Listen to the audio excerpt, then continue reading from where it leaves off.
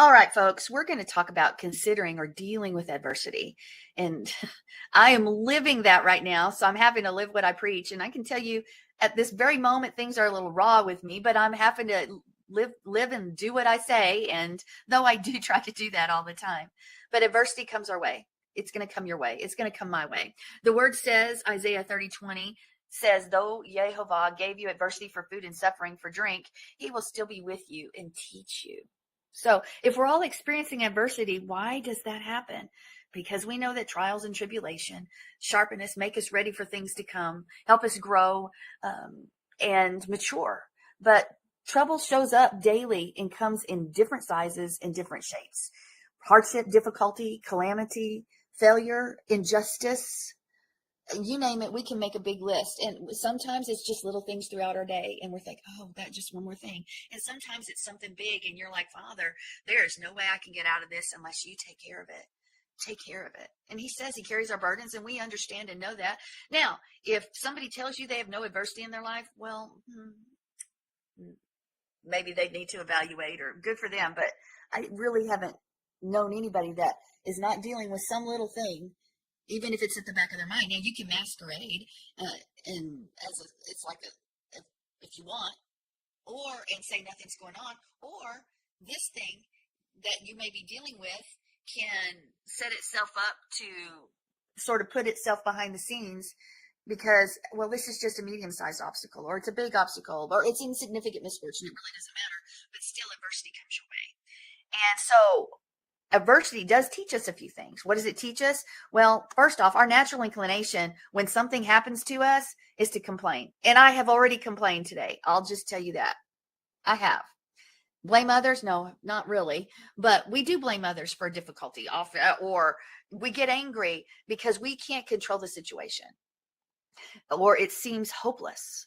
And that's adversity. Sometimes we act, okay, well, nothing happened, and we deny that it exists, but it's still there, and it's affecting us, and it's affecting the way we act with others even, or even the way we view Yah, or even our walk with Yah. Now, you have a choice. You can give up, or you can be discouraged, and you can run. I can't tell you how many times when big things come my way, I just want to run. It never happens, but it is what I want to do. But even with all of that, if we fail initially to understand what adversity is for, then we miss something, because it can teach us something. It can show us something and give us this idea and this understanding of how to navigate through life. In Isaiah 30, verse 20, it tells us that Yah uses it to teach us, and he teaches us how to live because of the adversity we go through. So each step that we take through the trial and through the difficulty, according to this word, it's for his purposes. It's for his purposes so that we can grow and mature in him. And maybe that we would draw close to him and realize he is the only way, the only truth, and the only life. He is the Torah. He is the Word made flesh, Yeshua HaMashiach.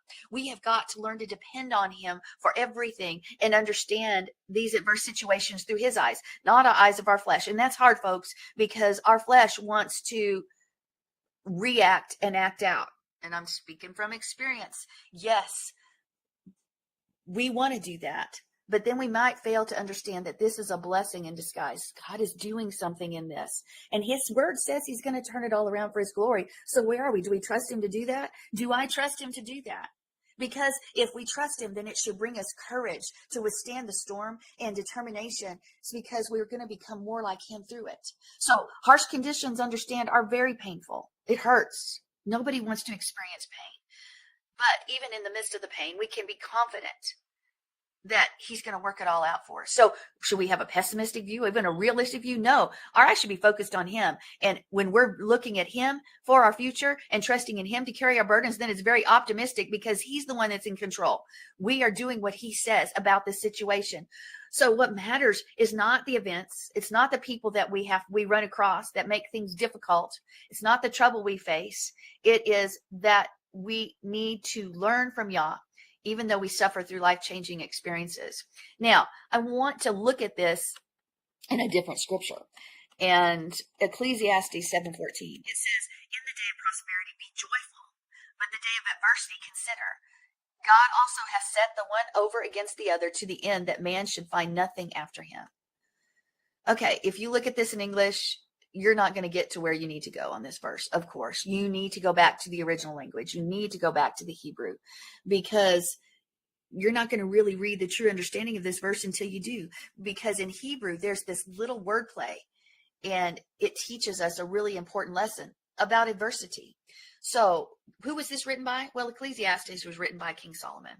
So it's not surprising the smartest man, the wisest man that ever lived wrote this book. And maybe we have to dig a little to uncover the truth, because it's really Yah's words that he's putting on paper.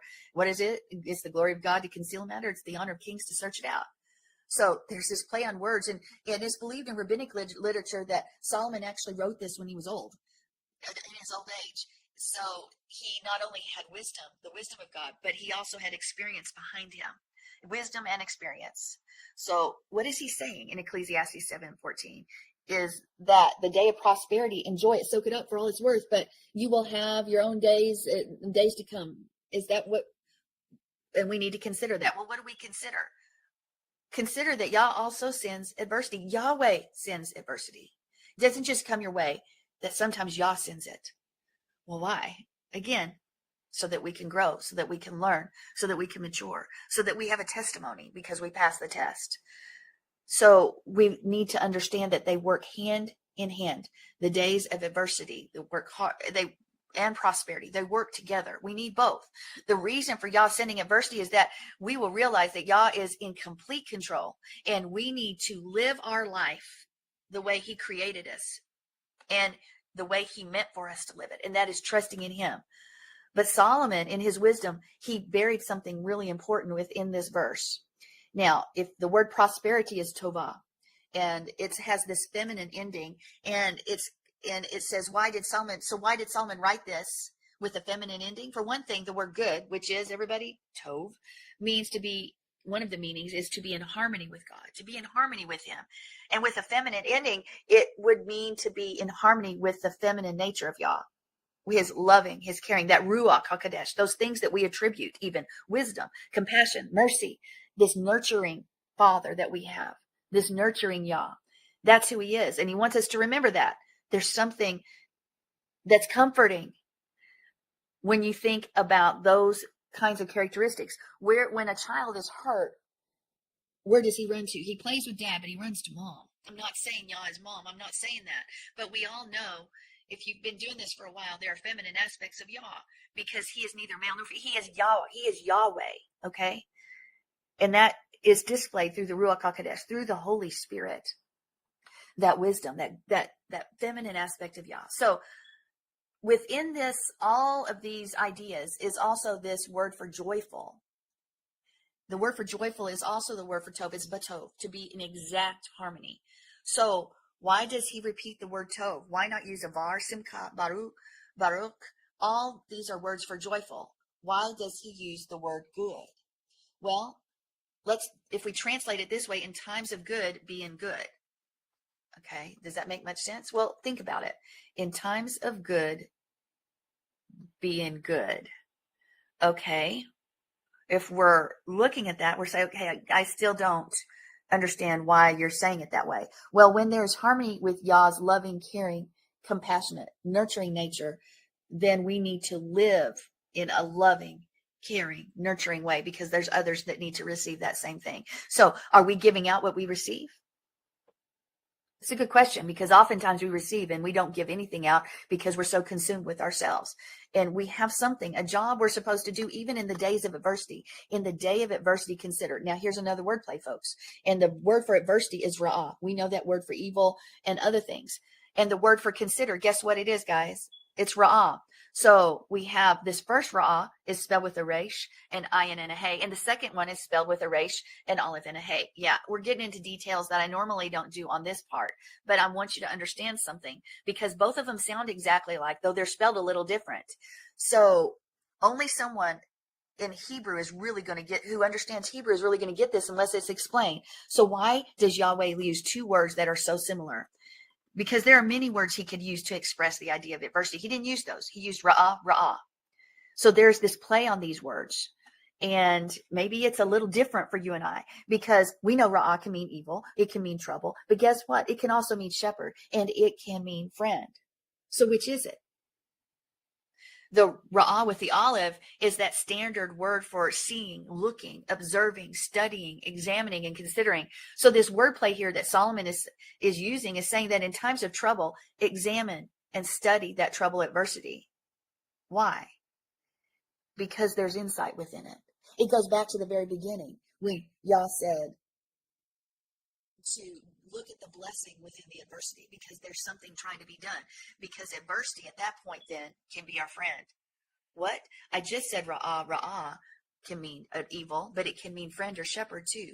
So can adversity be your friend? Yes. Yes.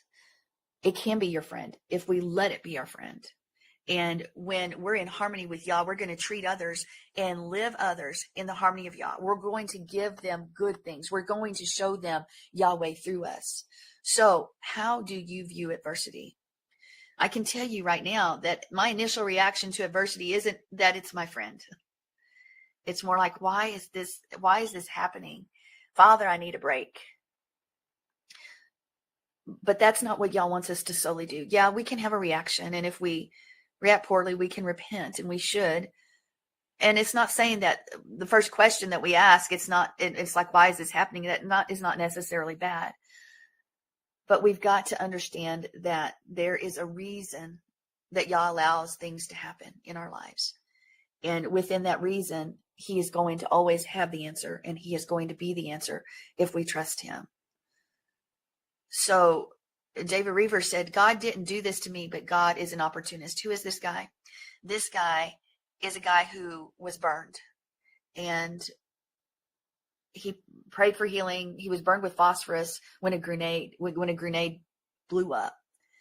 And, for a long time, he wanted that healing. He wanted God to do something because his face, everything was skewed. And he later said, if it wasn't for the adversity I face, I'm paraphrasing, if it wasn't for living with what this fire did to my body, I wouldn't have had the opportunity to reach out in schools and other places that I had, because I had never experienced that healing power on my skin. So the adversity is used for God's glory. There's benefit there. He walked through it, and he was victorious. Can we say that about those things we face? I'm glad I walked through that. I'm glad that happened to me now, because Yah used it for this and this and this in my life or other people's life. So adversity, there can be blessing in it, and it can be your friend. Ra'ah, ra'ah. So let's not curse the moment that it comes. Let's try to rejoice in our circumstances, no matter how painful they are and how difficult they may seem, because he is Yah, he is sovereign, and his purposes and plans are better than anything we could think. Join with me, Mark. So James 1:2-4, King James. My brethren, count it all joy when you fall into divers temptations, knowing this, that the trying of your faith worketh patience. But let patience have her perfect work, that ye may be perfect and entire, wanting nothing. Well, past couple of weeks, you've talked about criticism and giving out criticism, taking criticism, all the different ways around it and everything. And that's from people. That's from people. That right there, what we talked about there really kind of boils down to people and, coming, going, whatever. Adversity to me is more of life. And to me, I don't look at adversity. I just can't go. It's like I've lived my life around people who blame God for things that happen, in my life. This happened, and so God, why did you make this happen? Or why did you let this happen? And all this kind of stuff. My brain has never gone there. I don't know why. I mean, since I was raised a good Baptist boy, which is prerequisite to thinking those things, my brain, I guess, was more rebellious against the traditional Baptist way of looking at life. And I just have never gone there. And I think it was because very early on, I realized that God puts in us what he puts in us to live, and we make choices. And according to Deuteronomy, I think it's, was it 32? So 31, 32, somewhere around in there, where you have the blessings and the cursings.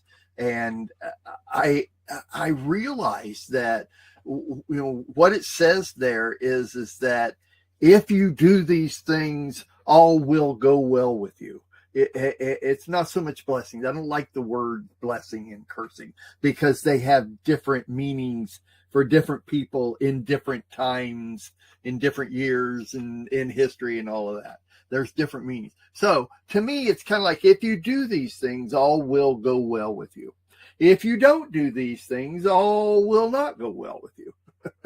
That type of thing is really where it weighs in there.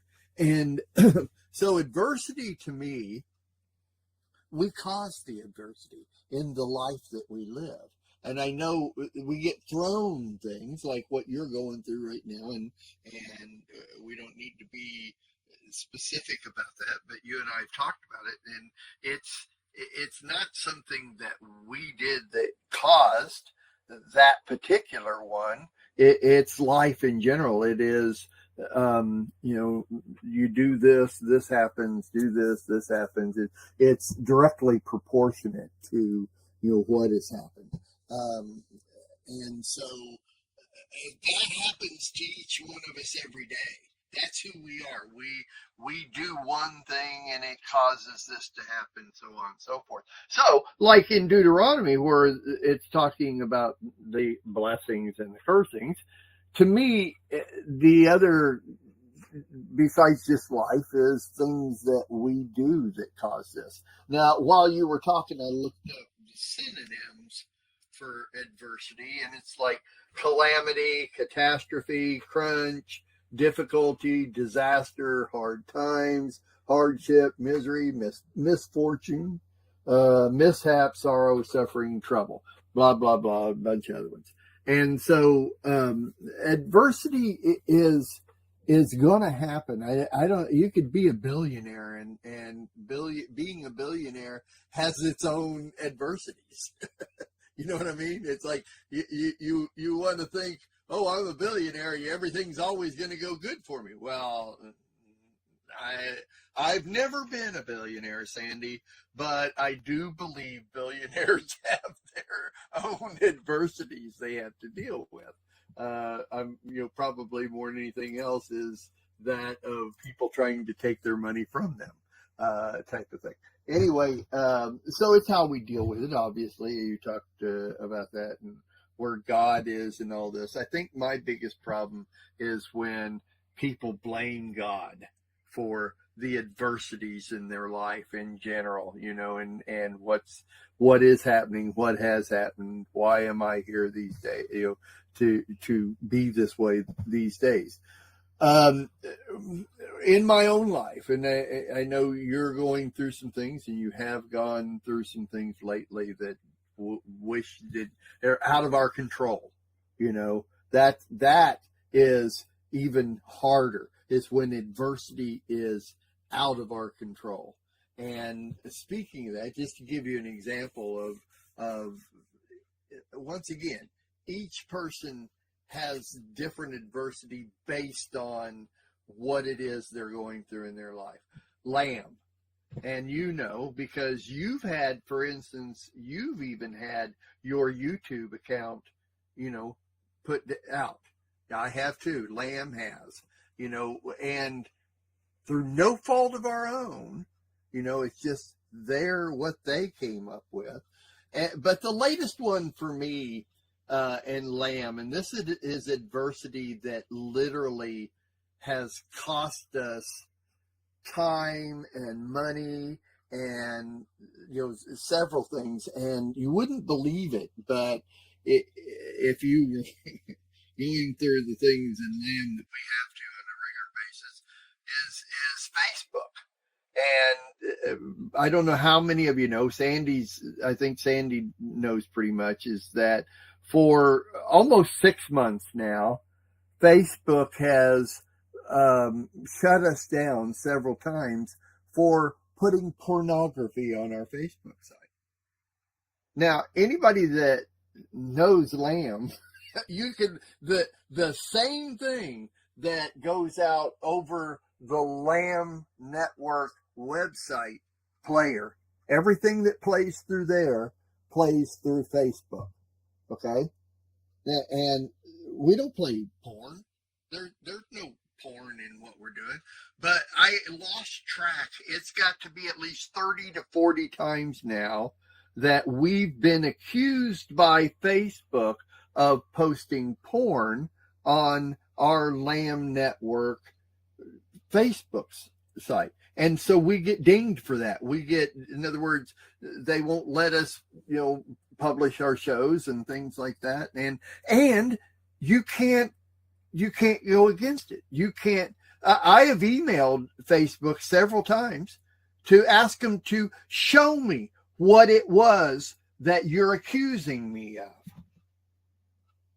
And nothing. You don't even get a response back from them. To me, that's major adversity in my life, because we actually use Facebook for a certain part of the LAM network. It's not just a broadcast through. We use part of that. So now it's cost us money and hours and hours and hours of time, alternatively, going a different way. And we're actually going through that right now in trial periods of things. And to me, this is extreme adversity that God did not cause.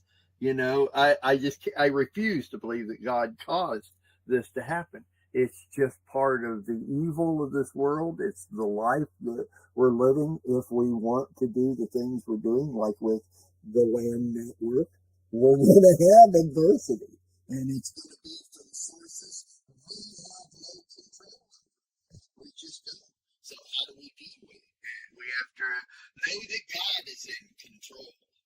We have to know that. The second you lose track of the fact that God is in control is when you lose your whole control yourself over life. That's the way I see it. So anyway, God is all. You're muted, by the way. Through all of this we've gone through with Facebook, we found a better way.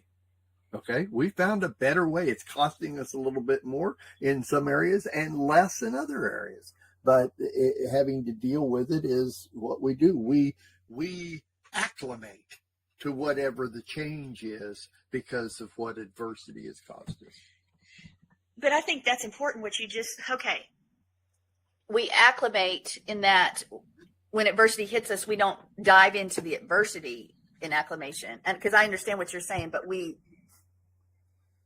let Yah give us wisdom on how to deal with it and make a way. Because that's what you did. He gave you wisdom. Well, let's try this. And this is going to be better for you anyway. So, yes, we need to, it goes back to trusting him, even though we don't like it. And I am one who sometimes says, oh, why is this happening? I'm not blaming God, but for a moment, when things hit me between the eyes and I didn't expect it, so especially if it's after lots of things happening, I do say, oh, Father, why are we, why? But it's not, I don't ever blame, but I do say, I'm not one that doesn't say why once in a while. I don't always do it. Oh, yeah. But once in a while I do say, why? Yeah. Let me give you, here's another way to maybe look at this. Sandy, if I caused you problems and or lied to you and or made things happen that were major adversities in your life, if I did that to you, would you trust me? You would lose. I'll answer it this way.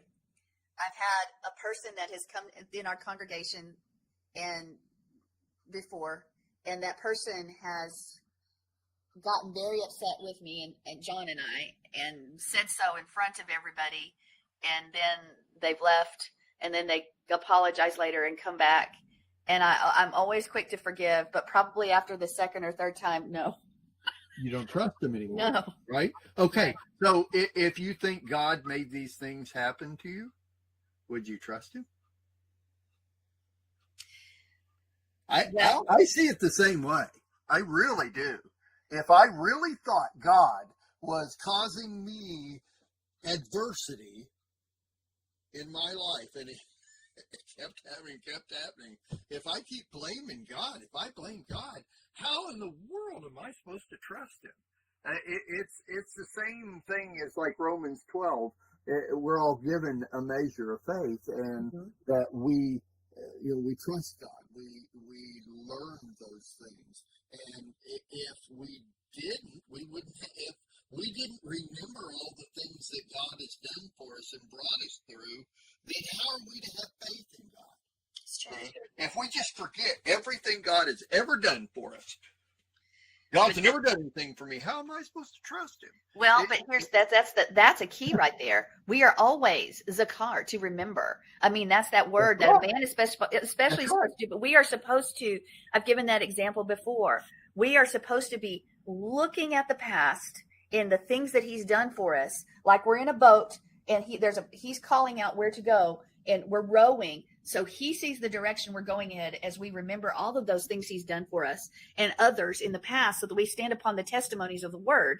And if we do that, if we just choose to forget and say God's done nothing, then we have become a liar and we are deceived. And then where is our faith then? Our faith is going to be in the kingdom of Hasatan, not in the kingdom of heaven. That's right. That's right. So to me, that's the important thing in my life is that I have to know, even though it pisses me off and I get mad and I yell and the whole thing, because things like the Facebook thing happens. I think probably the number one thing that is my biggest adversity ever in life is being blamed for something I didn't do. Exactly.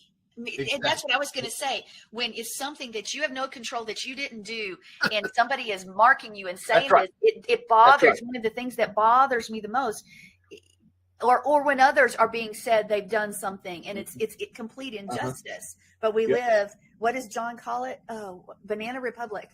Yeah, I agree. That's good. That's good. My wife tells me that my middle name should be Justice. Just simply because I cannot handle injustice. Oh, I'm no the same way. What it is. Injustice eats me up. I mean, okay, that's a terrible thing to say. I take that back. Let those words fall to the ground with no power. But it really bothers me to see injustice in my life, in others' life, even in strangers' lives. Yeah.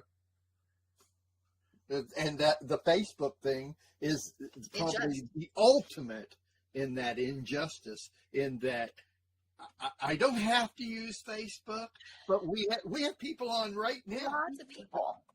We have somebody on right now on the Lamb Facebook. I'm looking at it right here in the list. We have people. I don't want to cut people off. Exactly. Not having a way to come on, even though thank you, person that's on Facebook, for watching and listening. But if you'll go over to the website. But here's the deal. When you lose YouTube and Facebook and things like that, you lose the opportunity to reach out to people that may have never known. I agree.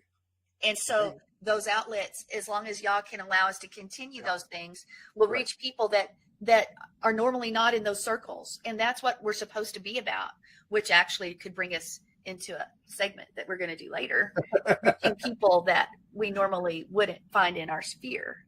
So we're there. This is good. Adversity is just like, just don't blame God. You can always ask why, and let the Lord reveal, in his timing, but don't ever blame. It's my opinion. Don't ever blame God for those things. I mean, it just doesn't. So again, I started off with this. I'll end off with this. My brethren, count it all joy when you fall into divers temptations, knowing this, that the trying of your faith worketh patience, but let patience have its perfect work, that you may be perfect and entire, wanting nothing, because we know God is in control. So anyway, there we go. All right. Are you finished? You gotta. I mean,